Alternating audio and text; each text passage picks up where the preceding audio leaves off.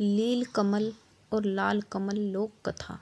एक राजा की 2 रानियां थीं। उनकी एक रानी राक्षसी थी, पर यह बात किसी को मालूम न थी। दोनों रानियों का एक एक बेटा था। अच्छी रानी के बेटे के नाम था कुसुम और राक्षसी रानी के बेटे का नाम था अजीत। दोनों में बहुत मेल था। राक्षसी रानी के मन में काला था, वह रक्त पिपासु थी। दोनों भाइयों का प्रेम उसे एक आँख नहीं सुहाता था। वह हमेशा इस ताक में रहती थी कि कब सोते बेटे को मारकर उसके नरम नरम मांस का शोरबा बनाकर पिएगी। उसकी मानसा को उसका सगा पुत्र बहुत अच्छी तरह समझता था, अतः वह कभी कुसुम का साथ नहीं छोड़ता था।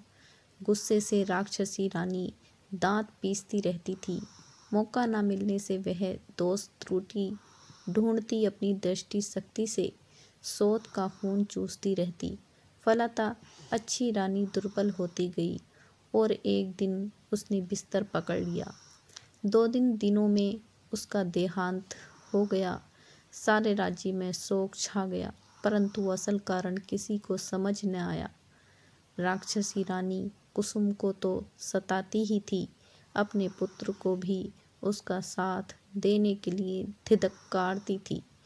एक दिन अजीत ने कुसुम से कहा, भैया जाने दीजिए, हम लोग उनके पास और नहीं जाएंगे। उन लोगों ने उस राक्षसी माँ के पास जाना बंद कर दिया, परंतु राक्षसी माँ का अत्याचार फिर भी जारी रहा। अजीत अपने दिल को कड़ा कर सब सहता रहा, पर नरम दिल वाला कुसुम धीरे धीरे सूखता गया।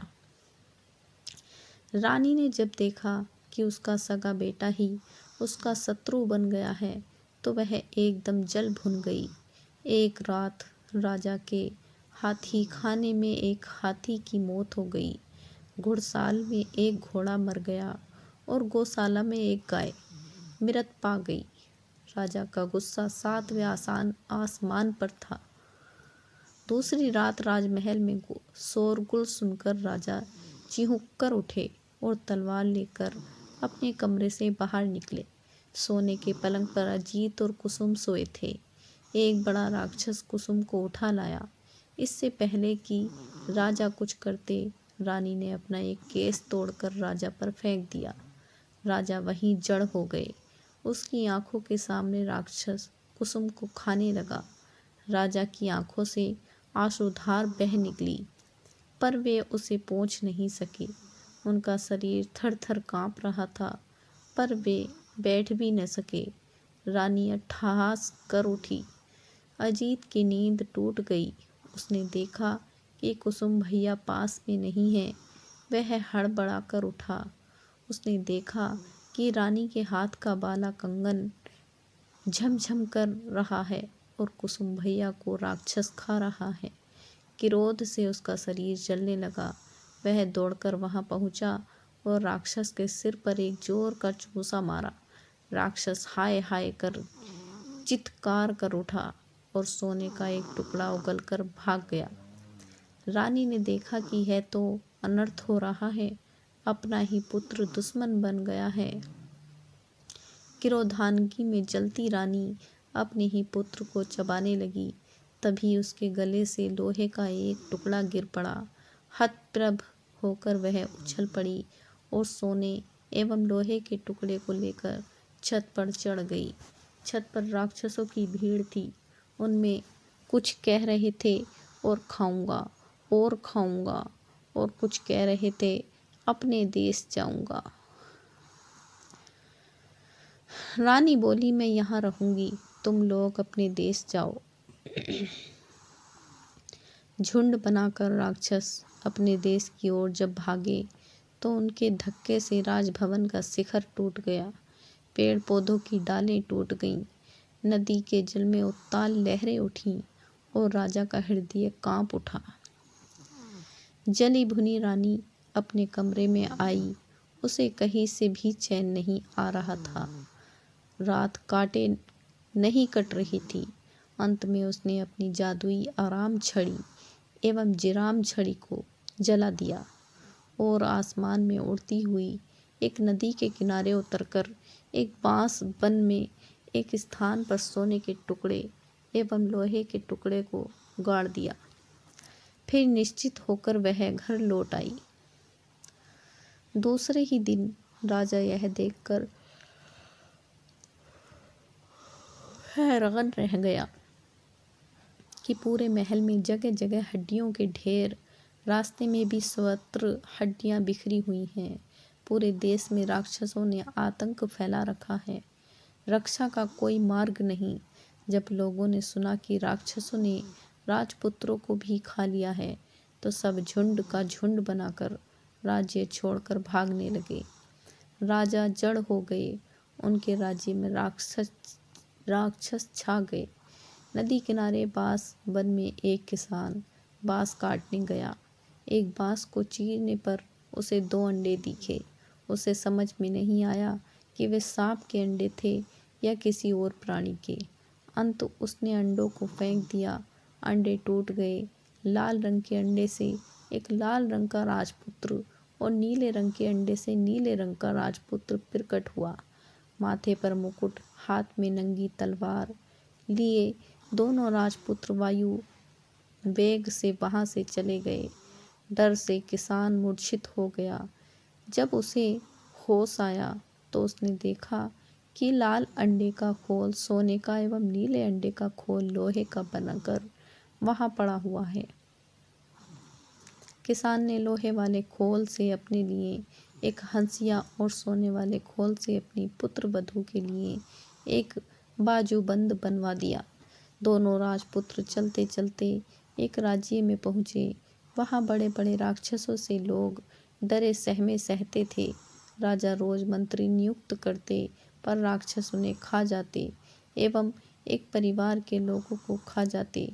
राजा ने घोषणा कर दी थी कि जो कोई भी जोड़ा राजपुत्र राक्षसों का संहार करेगा, उसके साथ परी की तरह जुड़वा राजकुमारियों का ब्याह करा दिया जाएगा एवं उनका राजत्व भी उन्हें मिलेगा। अनेक जोड़ा राजपुत्र आए, पर राक्षसों ने उन्हें खा लिया। लाल कमल और नील कमल राजा के समक्ष उपस्थित होकर बोले, हम लोग राक्षसों को मारने के लिए आए हैं। उन्हें देख राजा के मन में आशा निराशा के भाव उठे, पर अंत में बोले, ठीक है। नील कमल और लाल कमल नंगी तलवार लेकर एक कमरे में छुपकर बैठ गए। धीरे धीरे रात गहराने लगी। कोई भी राक्षस नहीं आया और एक पहर बीता, तब भी कोई नहीं आया। आधी रात बीतने पर भी कोई नहीं आया। दोनों राजपुत्रों को नींद आने लगी। नील कमल ने लाल कमल से कहा, भैया मैं सो जाता हूँ, बाद में मुझे जगाकर तुम सो जाना। राक्षस आकर अगर नाम पूछे तो मेरा नाम पहले बताना, अपना नाम पहले मत बताना। यह कहकर नील कमल सो गया। थोड़ी देर बाद दरवाजे पर दस्तक हुई। लाल कमल तलवार को मजबूती से पकड़कर सावधान हो गया। राक्षस आए। शायद रोशनी में उन्हें ठीक से दिखाई नहीं देता था, इसलिए एक ने कहा, रोशनी बंद करो। लाल कमल बोला, नहीं। राक्षसों में जो सबसे बड़ा था गुस्से से गो गो करने लगा। बोला, घर में कौन जाग रहा है? सारे राक्षस किच किच करते हुए बोले, कौन जाग रहा है, कौन जाग रहा है? लाल कमल ने कहा। लाल कमल से पहले नील कमल जाग रहा है, और जाग रहा है तलवार जाग रहा है। घी का दिया किसका आया है? काल। नील कमल का नाम सुनते ही राक्षस गण डर से 3 कदम पीछे हो गए। नील कमल अपने पूर्व जन्म में राक्षसी रानी के गर्भ से पैदा हुआ था।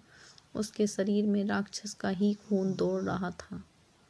राक्षस इस बात को जानते थे। सबने कहा, अच्छा तुम नीलकमल हो भी या नहीं, प्रमाण दो।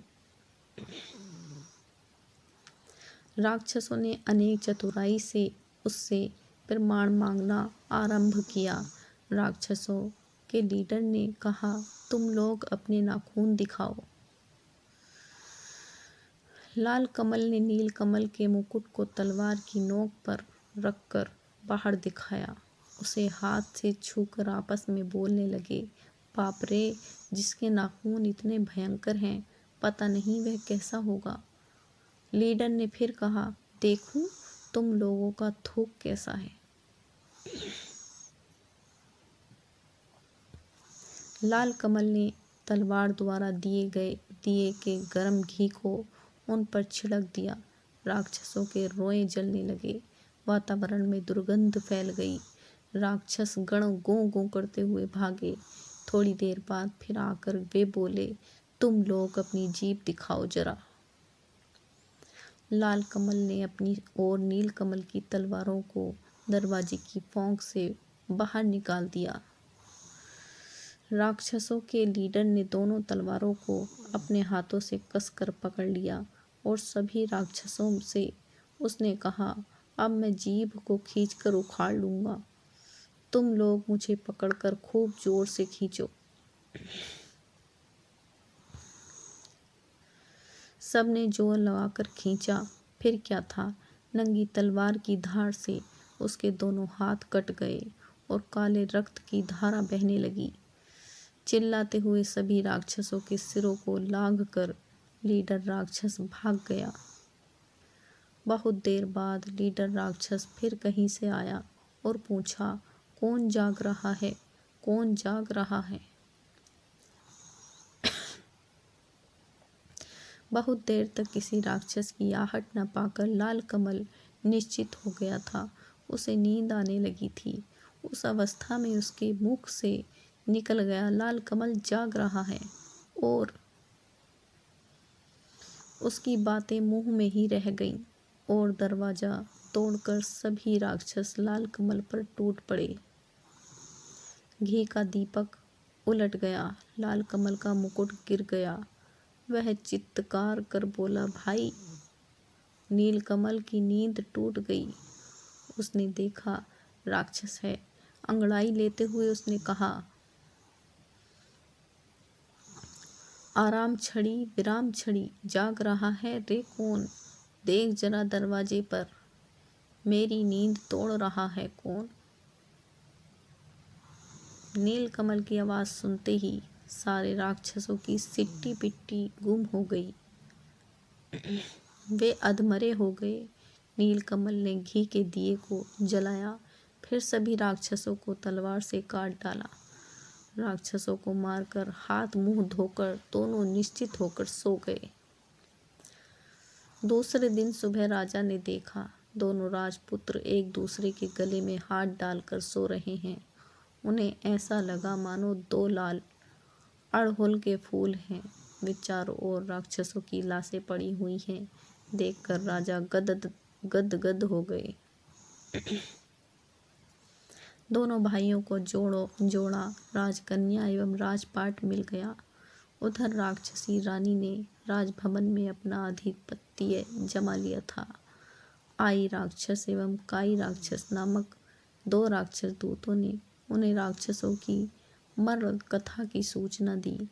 सुनकर रानी हतप्रभ होकर अपनी छाती पीटने लगी और बोली, आई रे काई रे, अब तो मैं नहीं बचूंगी रे। राक्षसी रानी के कहने से आई काई दोनों राक्षस दूत सिपाही का वेश धारण कर नील कमल एवं लाल कमल की राजसभा में गए और बोले, छाती में कील पीठ में कील, हमारे राजा को जब तक राक्षसों के सिर का तेल नहीं दिया जाएगा, उनकी बीमारी दूर नहीं होगी। लाल कमल नील कमल ने कहा, ठीक है, तेल ला दूंगा। नई तलवारों में धार देकर दोनों भाई एक जंगल में पहुंचे। एक विशाल बरगद के पेड़ के नीचे विश्राम हेतु बैठे। पेड़ पर एक बेगमी पक्षी का घोंसला था। बेगमी ने बेगमा से कहा, काश कोई दयालु व्यक्ति होता जो अपने 2 बूंद रक्त से हमारे बच्चों के प्राणों की रक्षा करता। यह सुनकर लाल एक नील ने कहा, पेड़ पर कौन बातचीत कर रहा है? हम लोग अपना रक्त दे सकते हैं। यह सुनकर बेगमी खुश से आहा आहा करने लगी। बेगमा नीचे उतरा। दोनों भाइयों ने अपनी उंगली चीरकर उसे खून दिया। खून लेकर बेगमा ऊपर चला गया। थोड़ी देर बाद सो सो करते हुए बेगमा के 2 बच्चे नीचे उतरकर बोले, हमारे प्राण बचाने वाले राजपुत्र, तुम लोग कौन हो? हम तुम्हारे लिए क्या कर सकते हैं, बोलो। नील लाल ने कहा, हमें किसी चीज़ की ज़रूरत नहीं, बस तुम लोग जीवित रहो। बेगमा बेगमी के दोनों बच्चों ने कहा, ठीक है, पर तुम लोग जाओगे कहाँ? चलो हम तुम्हें पीठ पर बैठाकर वहाँ छोड़ आते हैं।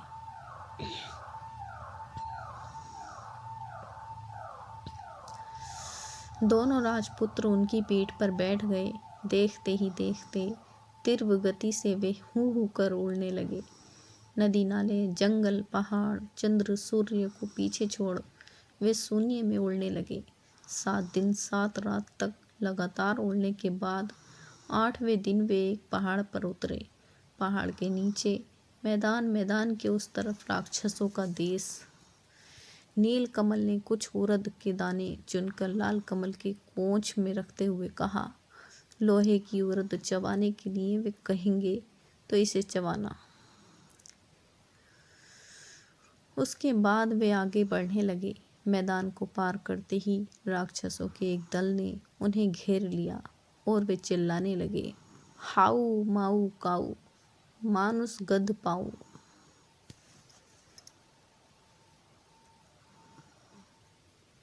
पकड़ पकड़ कर खाऊं, पकड़ पकड़ कर खाऊं। उन्हें देखते ही नील कमल ने चिल्लाकर कहा, नानी माँ, नानी माँ, हम लोग आए हैं। तुम्हारा नील कमल, गोद में उठाकर हमें ले चलो। ठहरो ठहरो, रुको रुको, कहकर सभी राक्षसों को रोककर लंबे लंबे हाथ पैर वाली विशाल जटा वाली एक बूढ़ी राक्षसी ने आकर नील कमल को गोद में उठा लिया और मेरा नीलू, मेरा नाती कहकर दुलार करने लगी। नानी के शरीर की दुर्गंध से नील कमल को उल्टी आ रही थी। लाल कमल को देखकर वह बोली, तुम्हारे साथ वह कौन है रे? नील कमल बोला, वह मेरा भाई है नानी, भाई। बूढ़ी बोली, तब मानुस गंध क्यों पा रही हूँ? अगर मेरा नाती है तो लोहे की उड़द खाकर दिखाए। इसके साथ ही उसने अपनी नाक से 5 लोहे की उड़द निकालकर लाल नाती को खाने के लिए दी। लाल कमल को पहले से ही पता था। उसने चुपचाप लोहे की उड़द को अपने कपड़े में छुपा लिया और सचमुच की उड़द निकालकर कटर कटर करके चबाने लगा। बूढ़ी राक्षसी को विश्वास हो गया कि लाल कमल उसका नाती ही है। खुशी से वह गदगद हो गई। दोनों नातियों को गोद में लेकर वह दुलार करने लगी, लेकिन लाल कमल के शरीर से मानुस गंध पाकर उसकी जीभ में पानी आने लगा। लेकिन अपने नाती को वह कैसे खा सकती थी? अंततः दोनों को लेकर वह अपने घर चली आई। उस पूरे देश में सिर्फ राक्षस भरे हुए थे। चारों ओर राक्षस कुल बुला रहे थे। पृथ्वी से मनुष्य, जीव जंतु आदि को मारकर पूरे देश में बिखरा दिया गया था। लाल नील राक्षसों के कंधे पर बैठकर घूमते और देखते कि हर ओर मरे हुए, सड़े हुए मनुष्य, जीव जंतु बिखरे पड़े हैं। दुर्गंध ऐसी कि भूत भी भाग जाए। लाल ने कहा, भाई, लगता है सारी पृथ्वी उजाड़ हो गई है। नील कमल चुप रहा, लेकिन उसने मन ही मन ठान लिया कि पृथ्वी को अब इन राक्षसों से बचाना होगा। जब रात गहरी हो गई, तब सब निशाचर राक्षस अपने बाल बच्चों के साथ 7 समुंदर पार सभी राज्य में उत्पात मचाने मनुष्य, जीव जंतुओं को मारकर लाने के लिए चले गए। तब नीलकमल लाल कमल को साथ में लेकर राजमहल के दक्षिण की ओर स्थित एक कुएं के पास पहुंचा। वहां उसने लाल कमल से कहा, भैया मेरे कपड़ों को पकड़ो। कपड़े देकर नीलकमल कुएं में उतरकर एक तलवार और एक सोने का डिब्बा लेकर बाहर निकला। डिब्बे को खोलते ही जीवन काठी एवं मरण काठी नामक एक ततैया और ततई बाहर निकले। जीवन काठी में राक्षसों के प्राण एवं मरण काठी में उस रानी राक्षसी के प्राण बसते थे। नीलकमल ने जीवन काठी को अपने पास रखा एवं लाल कमल को मरण काठी थमा दिया। जब दोनों ततैयों को शरीर में हवा लगी तब राक्षसों को घबराहट होने लगी। पृथ्वी पर जड़ पड़े। राजा के देश में राक्षसी रानी नींद में लुढ़क गई। पृथ्वी पर गए राक्षस तेज कदमों से नदी पर्वत लांघ कर लौटने लगे। यह देख नीलकमल ने जीवन काठी ततई के दोनों पैरों को तोड़ दिया। सारे राक्षसों के दोनों पैर टूट गए। राक्षस दोनों हाथों के बल पर तेज गति से आने लगे। यह देख नीलकमल ने ततई के बाकी दोनों पैर भी तोड़ दिए। सारे राक्षसों के दोनों हाथ कटकर गिर गए। हाथ नहीं, पैर नहीं, फिर भी सारे राक्षस हाउ माऊ काऊ, सात शत्रुओं को खाऊं कहते हुए लुढ़कते हुए आगे बढ़ने लगे। तब नीलकमल ने तलवार से जीवन काठी नामक उस ततई के सिर को काट दिया। इसके साथ ही सारे राक्षसों के सिर कटकर लुढ़कने लगे। बूढ़ी राक्षसी का सिर छिटक कर नीलकमल और लाल कमल के पास आकर गिरा। नीलकमल और लाल कमल ने उस बूढ़ी राक्षसी के सिर को एक नए कपड़े में बांधा और मरण काठी नामक ततई को सोने के डिब्बे में डालकर बेगमा बेगमी को पुकारा। 3 माह 13 दिनों के बाद दोनों भाइयों के पैर अपने देश में पड़े। सर्वत्र उनकी जय जयकार होने लगी।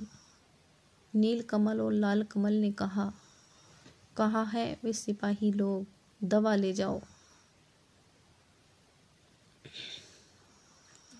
लेकिन वे तो सिपाही नहीं, राक्षस थे। वे लोग उसी दिन मर गए थे।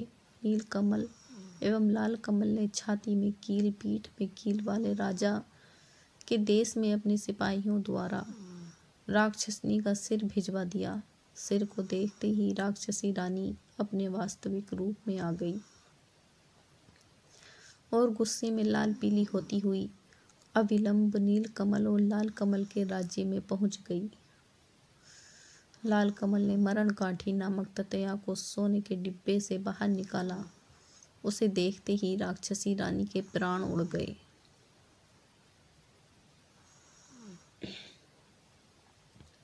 राक्षसी रानी के मरते ही जड़ हो चुके राजा का रोग भी दूर हो गया।